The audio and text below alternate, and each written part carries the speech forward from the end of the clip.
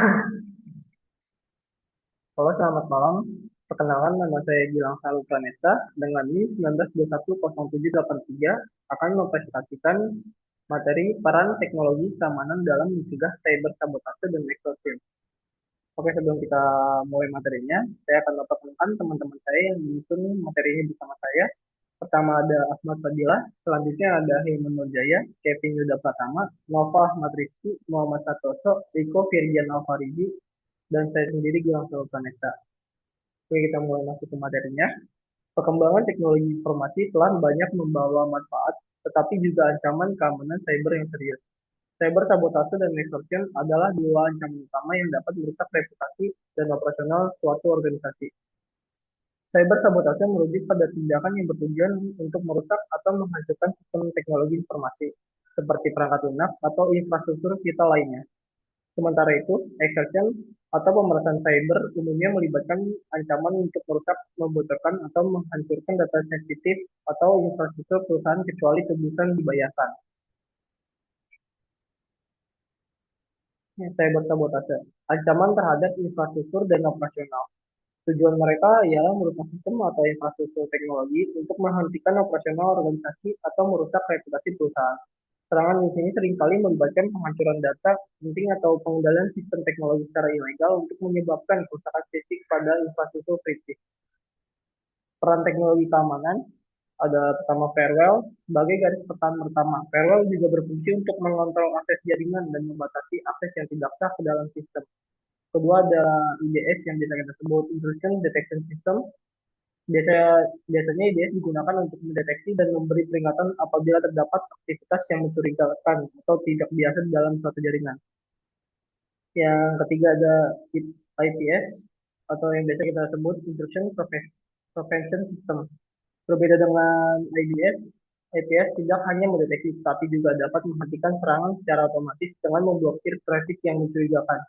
Sistem ini penting untuk menghindari kerusakan lebih lanjut akibat serangan yang bisa terdeteksi.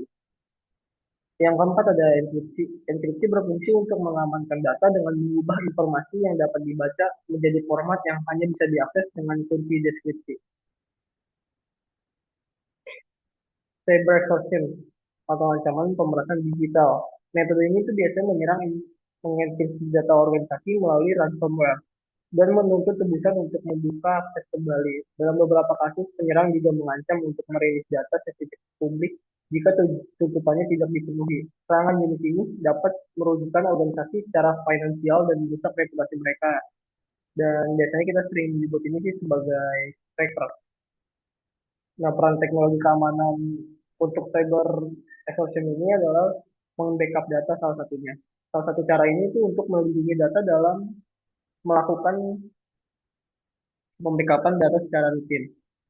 Nah, kedua ini ada enkripsi. Enkripsi yang kuat mencegah penyerang untuk memanfaatkan data yang berhasil mereka enkripsi atau mereka ambil.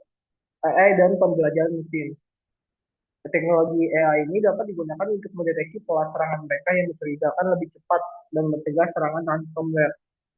Yang terakhir ada IDS dan pencegahan IPS. Sistem ini tuh mampu mendeteksi aktivitas yang tidak sah di dalam jaringan, memberikan deteksi lebih awal terhadap malware yang mungkin digunakan mereka itu dalam menyerang ransomware. Oke, selanjutnya ada blockchain dalam keamanan data. Blockchain yang pertama kali dikenal dalam konteks cryptocurrency, ini digunakan dalam dunia keamanan data untuk meningkatkan transparansi dan integritas data. Blockchain bekerja dengan cara mencatat setiap transaksi atau perubahan data dalam blok yang tidak bisa diubah setelah dicatat. Karena dengan blockchain ini kita dapat kendali yang lebih banyak atas data aset kita. Manfaat blockchain sendiri adalah mencegah cyber sabotase dan extortion adalah mencatat transaksi yang tidak dapat dimodifikasi, mencegah dan mencegah pemalsuan data. Nah, yang kedua ini ada desentralisasi, adalah data yang tidak terpusat, lebih aman dari serangan yang bertujuan merusak pusat data. Nah, ini ada beberapa contoh sih pentingnya kita membackup data. Yang pertama adalah pencegahan utama. Nah, strategi pencegahan utama adalah melindungi data terhadap serangan ransomware. Yang kedua itu pemulihan data. Jadi kalau yang kita udah backup, Dan sekiranya terkena serangan ransomware itu kita bisa memulihkan data lagi yang sudah terenkripsi tanpa membayar tebusan dari mereka.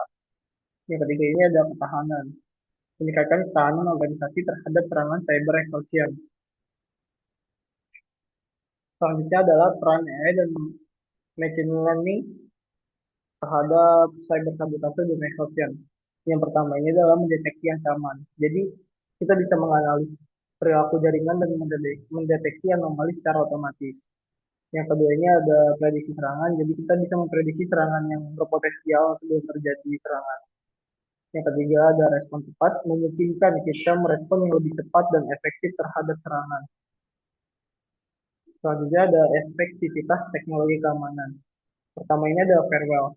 Firewall ini mengontrol akses jaringan dan membatasi akses yang tidak sah. Yang kedua ini ada IDS dan IPS yang kita bisa tahu untuk mendeteksi dan mencegah aktivitas yang mencurigakan di dalam jaringan. Yang terakhir ada enkripsi. Nah, enkripsi ini mengamankan data dengan mengubah informasi yang dapat dibaca menjadi format yang hanya bisa diakses dengan kunci dekripsi. Selanjutnya adalah tantangan dan peluang. Nah, tantangan kita ini sebenarnya adalah perkembangan ancaman yang sangat-sangat cepat. Nah, yang kedua ini adalah keterbatasan sumber daya, di mana sumber daya kita ini sangat-sangat kurang. Nah, yang ketiga ini kesadaran akan keamanan cyber yang rendah. Nah, peluang kita kali ini bisa peningkatan investasi dalam keamanan cyber atau kolaborasi antara organisasi dan bisa juga peningkatan kesadaran dan edukasi menyeluruh tentang keamanan cyber. Nah, rekomendasi untuk peningkatan kesadaran, meningkatkan kesadaran tentang ancaman cyber, sabotase, dan media. Nah, implementasi teknologi juga bisa menerapkan teknologi keamanan yang cepat dan efektif untuk suatu organisasi atau sebuah perusahaan. Ketiga, pelatihan dan edukasi.